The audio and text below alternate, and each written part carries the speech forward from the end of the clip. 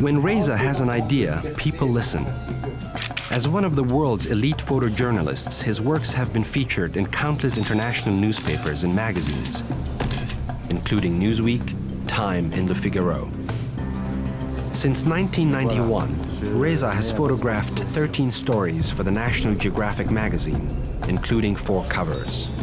Tonight, some of his most memorable shots from Afghanistan will go on the auction block. The highlight of the evening will be the sale of his camera, his much-loved Leica, used to take his most famous pictures. Adjugé Madame Envers, 5e rang dans la ligne. J'adjuge. 1600 €. What could compel one of the world's top photographers to sell his favorite camera?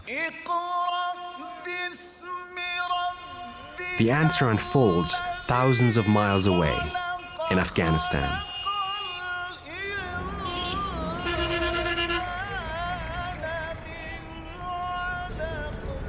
Reza was exiled from his homeland neighboring Iran as a young man. Afghanistan has become a second home for him, helping shape who he is and becoming a part of his soul. I started 1979 as a professional photographer, and Russia invaded Afghanistan in 79 too. So this was also beginning of the 2 stories that was going between me and Afghanistan, and building up and building up and building up.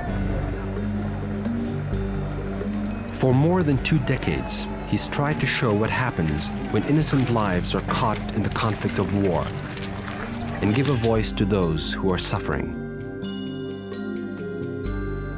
Today, Reza is in the streets of Kabul.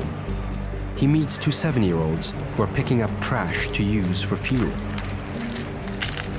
He wants to tell their story. The happy people, they have no story. And I'm a storyteller. I'm doing war against the war with my pictures. The children and women are really the one that's suffering, the main victims. That's why I'm trying to just explain and show that justice is actually, it's a global injustice. After 22 years of war, Afghanistan is a country of countless widows and orphans. These girls lost their fathers. They're taking Reza home to meet their families. You never go in a house in Afghanistan without bringing a gift for them.